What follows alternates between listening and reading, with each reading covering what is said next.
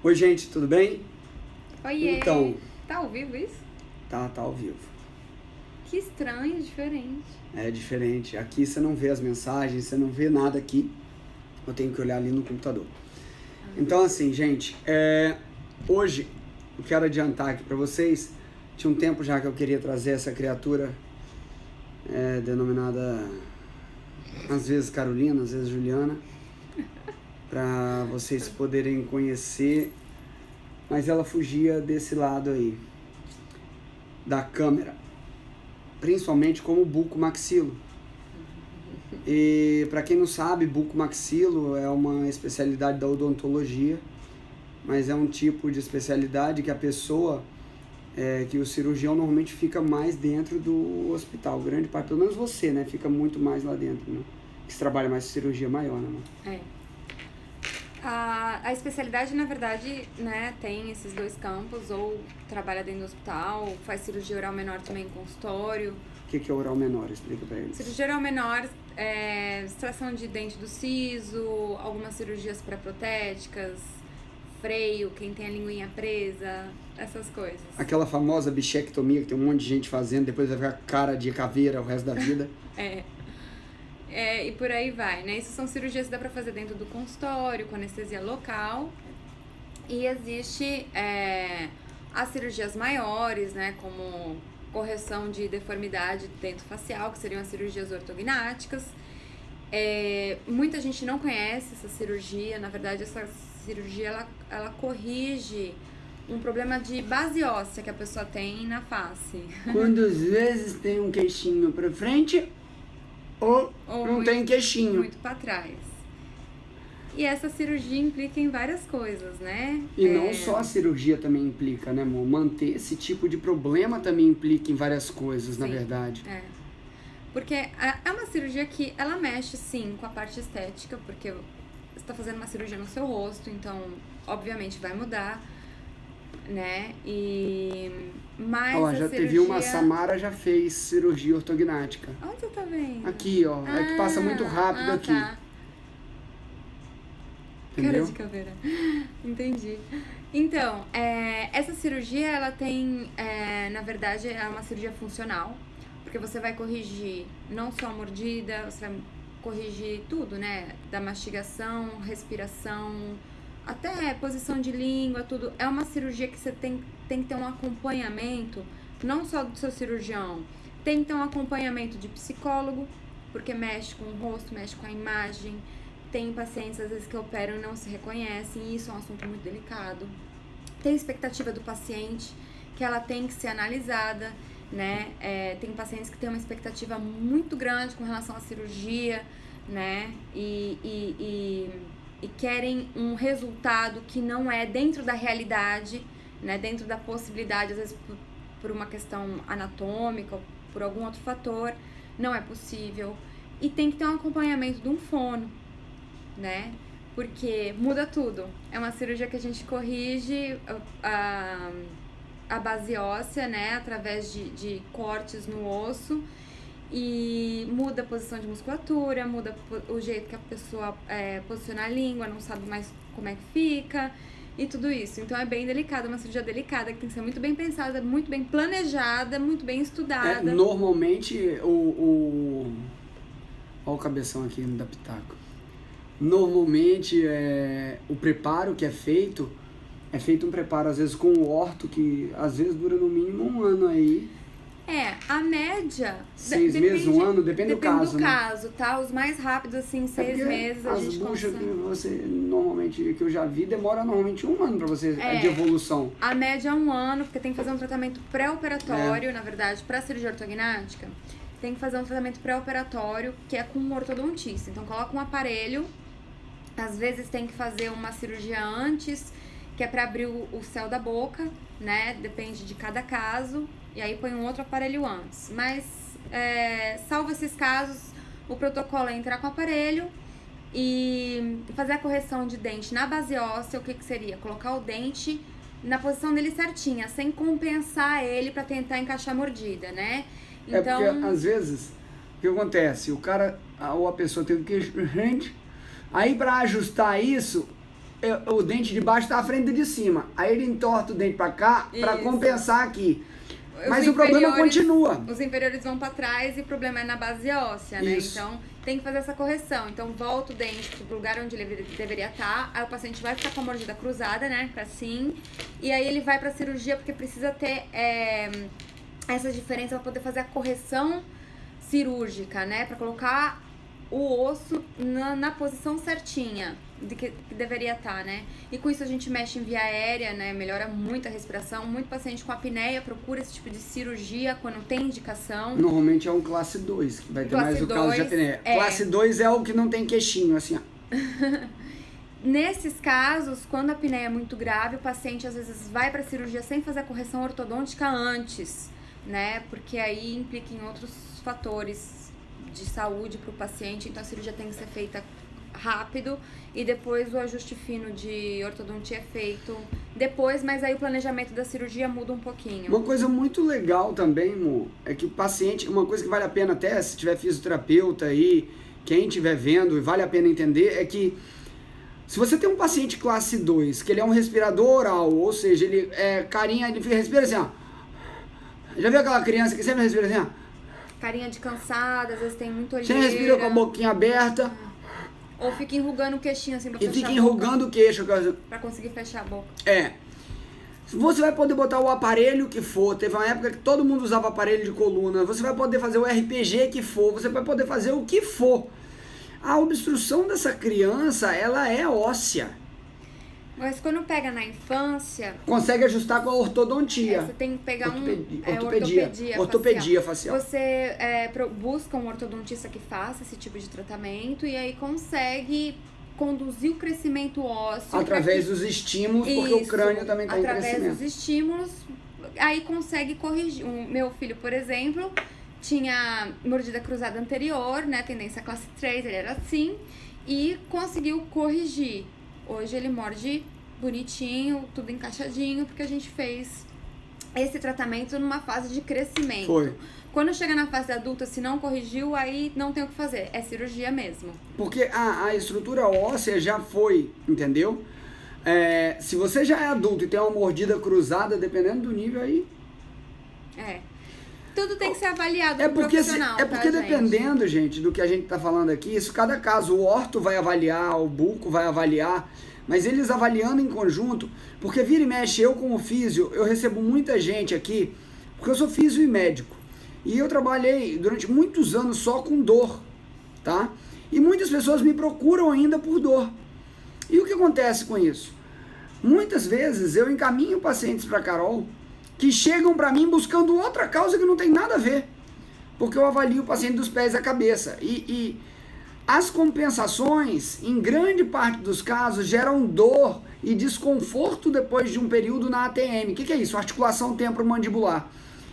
E ao longo prazo, isso pode gerar alguns tipos, em casos mais extremos, reabsorção e outros problemas maiores.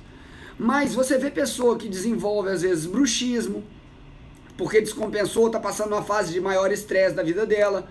E aí, um problema que antes não sentia nada, que era o problema de ATM dele, vira uma disfunção temporomandibular por conta de uma tensão exacerbada ou de qualquer outro problema. Tá? Tanto que o tratamento de DTM foi quando eu fiz a minha parte de físio, minha monografia foi sobre isso. Porque ele é multidisciplinar. Envolve médico, envolve dentista, envolve físio, envolve tudo. E o que acontece? O otorrino tem participação, dependendo do que o paciente tem. É complicado. Por exemplo, muitas pessoas perguntam às vezes sobre zumbido no ouvido. Tem casos aqui que a gente já até viu, que é casos crônicos de zumbido que não tinha solução, e pode ter uma causa que tem a ver, às vezes, com um quadro do buco ou com um quadro oral que o orto vai conseguir olhar. Entendeu? Então, quem já teve dor na ATM sabe de travar, né? Nossa, dói muito, assim, é uma dor bem insuportável, quem tem sabe, e tem vários tipos de tratamento, várias abordagens que dá pra ser feita. É um assunto bem delicado, porque tem que ser muito bem avaliado o que é melhor para o paciente. Tem casos extremos que chegam a fazer cirurgia na articulação temporomandibular para poder estar corrigindo isso, né? E quando tem desgaste, por vezes, chega até a demandar prótese articular. Nos casos bem extremos mesmo, quando anquilosa aqui, que o osso trava, você não consegue mais realmente abrir um osso. Anquilosar funde no outro. Explica pra eles o que é anquilosar. Então, isso. um osso meio que funde assim no outro e não tem mais aquela mobilidade, né? Então aí tem que remover esse osso e colocar uma prótese no lugar pra estar podendo fazer a função de abertura e fechamento de boca para mastigação. É porque as pessoas não realizam que a ATM é a articulação... ela e o ombro são as articulações mais instáveis do corpo.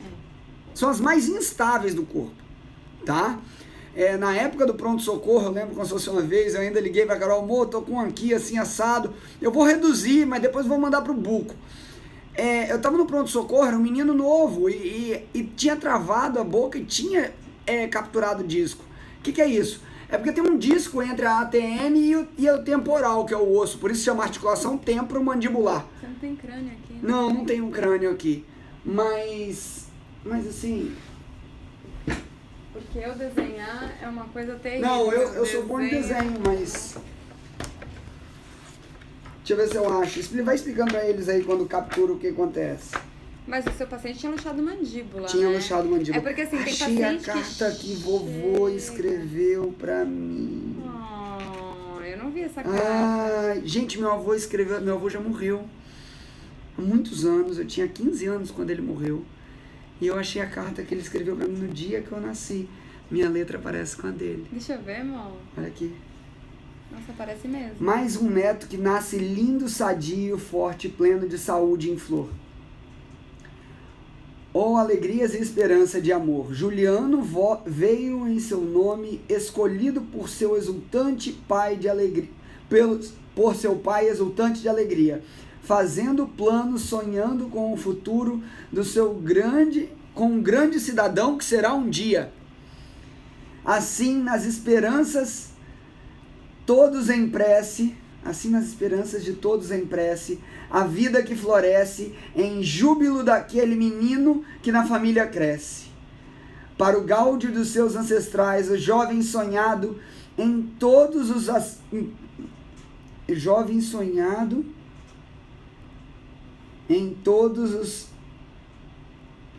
Por todos os seus pais e ancestrais, jamais desmerecerá,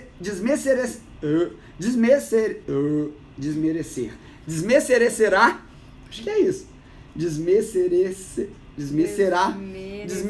desmerecerá, eu não sei o que o vovô escreveu aqui não, tá? Travou, mas é desmerecer, eu jamais desmerecerei, é defectivo esse verbo, é defectivo o verbo, peraí, então vamos lá, desmerecerá, travou a língua, não é defectiva, é desmerecerá as esperanças dos seus pais, avós e familiares. 12/1/1982. Que lindo. Nossa, lindo. Parece sim sua letra. Eu fui treinado pela letra cursiva do vovô. Aqui, ó. Então, gente. Voltando pra TM. Essa é a articulação temporomandibular, ó. Acho que tá dando... Aqui. Essa é a articulação temporomandibular. E aqui no meio tem um disquinho. E às vezes esse disco vai pra frente e fica lá. E aí a pessoa trava a boca dela assim, ó. Ou trava fechada. Assim, deixa eu explicar. É. O disco, ele é igual o menisco do joelho, tá? Deixa É eu uma ver cartilagenzinha, ela tem que acompanhar o Deixa eu ver se eu movimento. acho Então, aqui. quando a gente abre a boca, ele vem junto, assim, em cima do ossinho e volta, né? Quando o disco, normalmente ele luxa, né? Que a gente vai pra frente, que ele falou, que o Juliano falou, que ele vai, assim, anteriorizado Eu falei ou luxo? lateralizado. Eu falei difícil, né? Você escuta normalmente você escuta um barulho na sua boca quando você abre, né? Porque quando você tá com a boca fechada, ele dá uma deslizada fora do lugar, aí abre, ele faz um tec.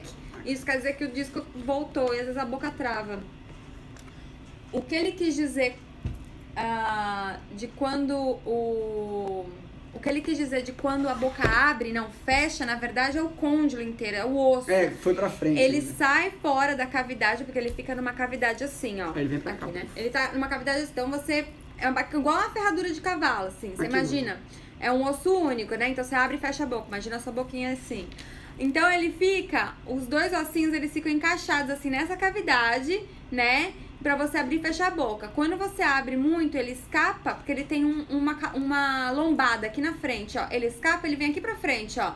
E aí a pessoa não consegue mais fechar a boca, porque ele trava nessa lombada. E aí você tem que reduzir. Assim, aí tem que colocar no lugar, né? Então tem muito paciente que chega reduzir no... colocar no lugar, gente. Desculpa. Tem gente que... eu tô falando assim pra ficar mais fácil de não, entender. Eu que tô enrolando.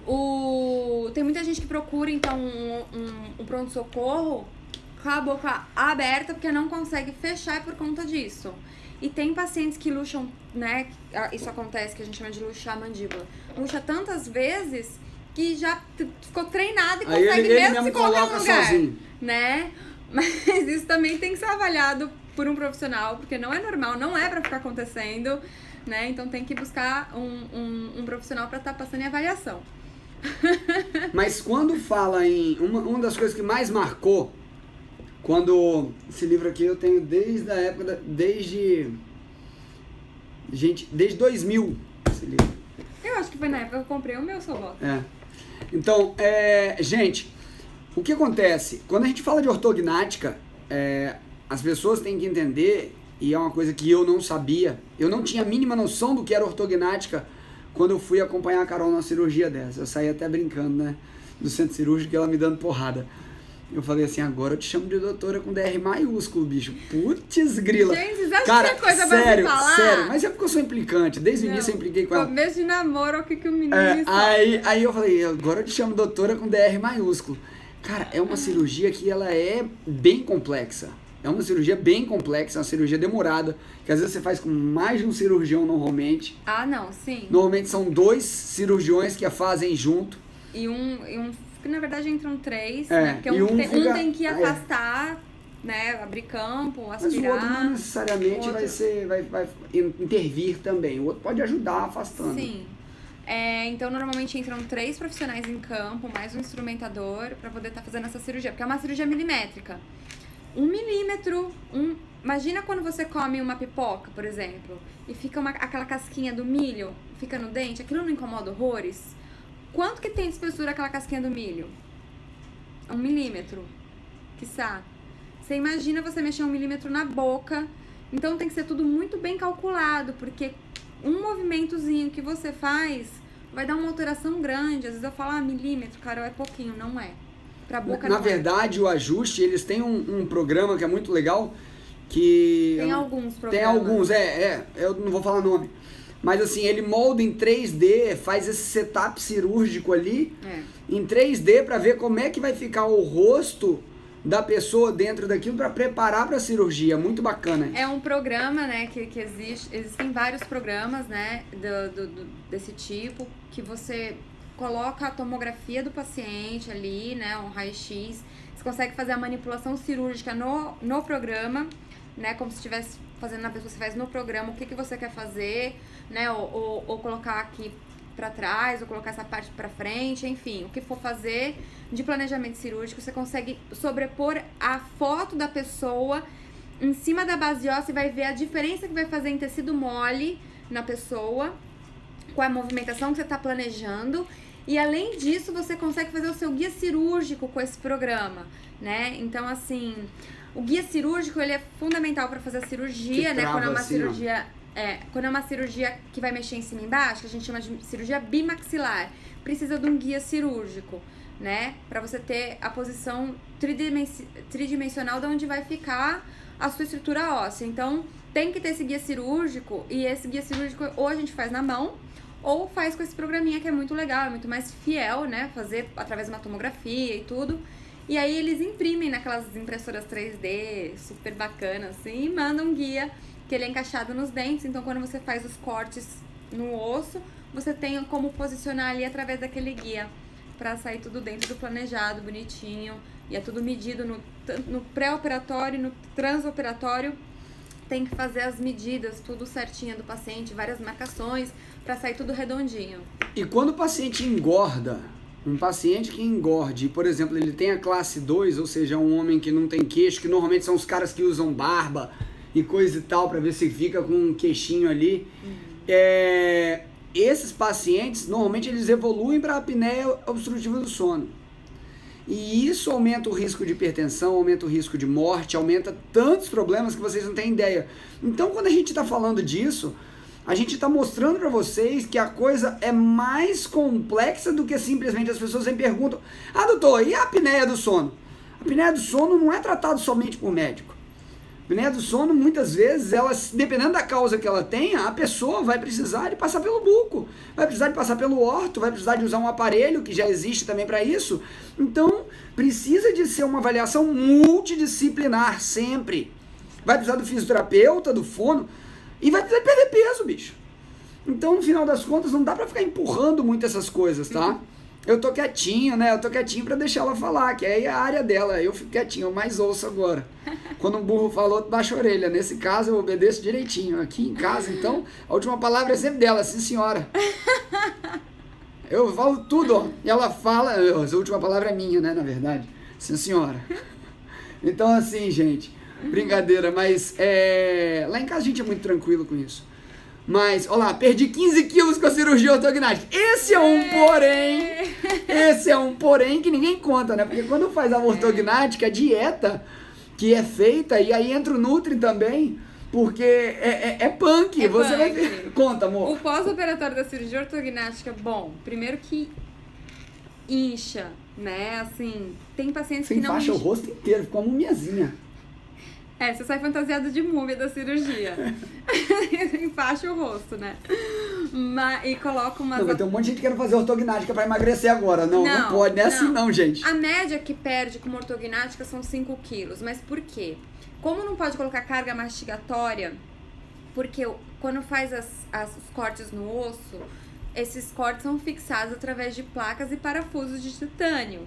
E se colocar carga mastigatória em cima, é perigoso algum parafuso soltar, e aí tem que voltar pro centro cirúrgico para refixar aquilo que foi perdido. Ou seja, abrir tudo de novo. Então não pode colocar carga mastigatória. Então, por 2 meses, o paciente vai fazer uma dieta pastosa, né? Então, é comer igual papa de neném, por 2 meses, né? É assim, que eu digo papa de neném é um frango desfiado, vai poder, um peixinho molinho, carne moída, coisa que é fácil. Mas acaba que no início, por medo, fica muito sopa ainda. Tem gente que tem muito medo e aí come sopa. Não precisa, porque a gente precisa do movimento de língua, a gente precisa daquele movimento de deglutição. Olha lá, fala da alimentação pós-cirúrgica. Tá chegando tarde. Tudo isso contribui para a evolução do pós-operatório. Às vezes a pessoa tem medo até de falar no pós-operatório e isso não é muito legal, fica muito engessado. Que a pessoa começa a falar assim, não quer nem se mexer. Não, tem que mexer falando lábio. Tem que estimular o movimento de lábio para ajudar aquele edema a começar a drenar. O edema é um inchaço, tá? Começar a drenar. Porque tem gente que tem realmente medo, isso é natural ter receio. Ainda mais uma cirurgia que faz aqui no rosto, né? Mulher, então, não sai nem de casa por uns 15 dias, porque incha e mulher não sai de casa inchada. Se eu fizesse uma cirurgia dessa, eu ia ter medo de escovar os dentes, de rasgar tudo. Sim, muita gente tem muito medo de escovar, baba muito, porque uma das coisas que tem no pós-operatório de uma cirurgia dessa é que para de funcionar os nervos, tá? Então, fica com falta de sensibilidade aqui nessa região, aqui nessa região, leva em média 6 meses para voltar a sensibilidade do lábio.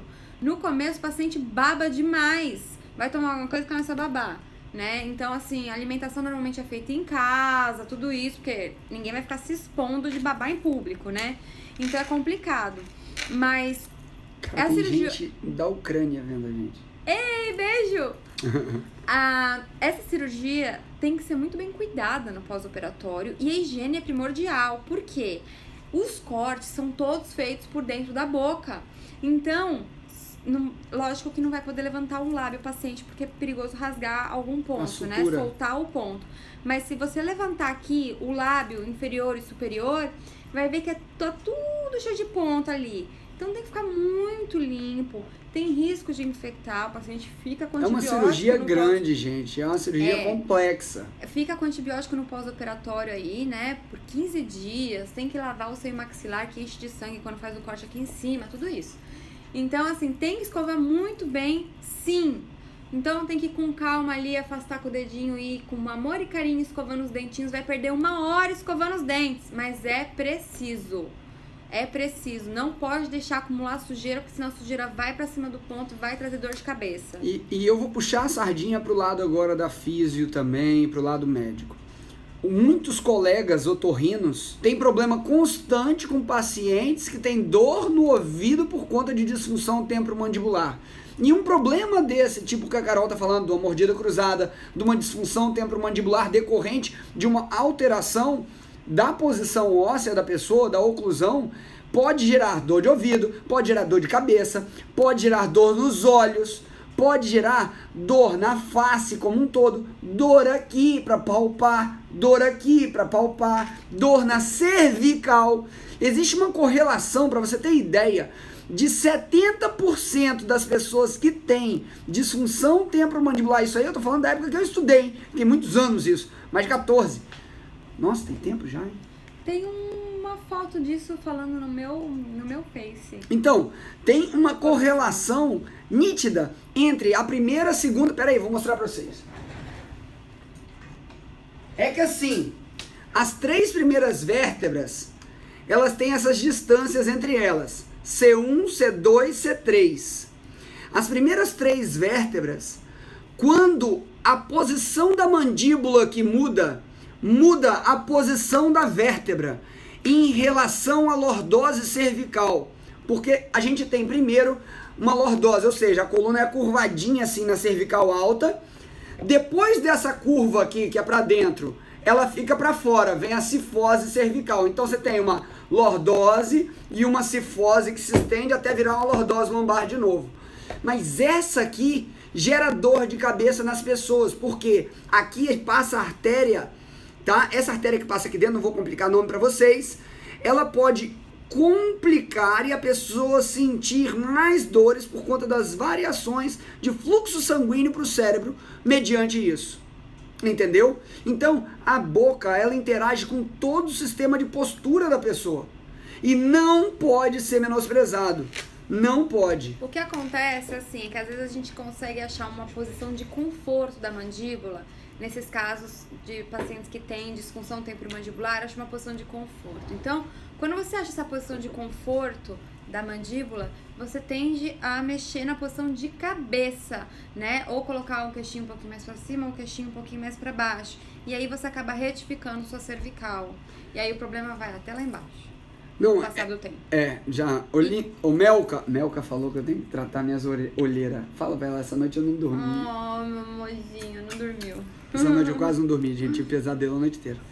Mas assim, vocês entenderam, gente? É a base do funcionamento isso aí. Porque quando a gente fala qualquer coisa que tange o funcionamento do corpo, as pessoas precisam de não minimizar o olhar. Tem que ver todas as variáveis, não tem como ficar numa coisinha só simples. Isso aí. Né? E é aquilo que a gente falou, é um tratamento em conjunto. Não dá para um profissional só estar olhando. Não dá. E eles têm que conversar entre si, os profissionais. Olha lá, meu maxilar estala demais. E esse é um outro problema. Uhum. Se já estala, você com certeza já tem disfunção temporomandibular. Precisa de um ortodontista te acompanhando, um bucomaxilo te avaliando. E se você tiver outras dores, além disso, passa por um médico também para ver. Isso. Passa pelo otorrino, passa pelo bucomaxilo, procura um ortodontista, né? Tudo isso tem que ser avaliado em conjunto para ver qual que é o melhor tipo de tratamento para cada caso. Porque cada caso é único. Cada paciente é único, tá bom? Então, galera, beijo no coração. Aproveitei já a visita dela aqui. E aí a gente vai tocar o barco aqui agora, tá bom?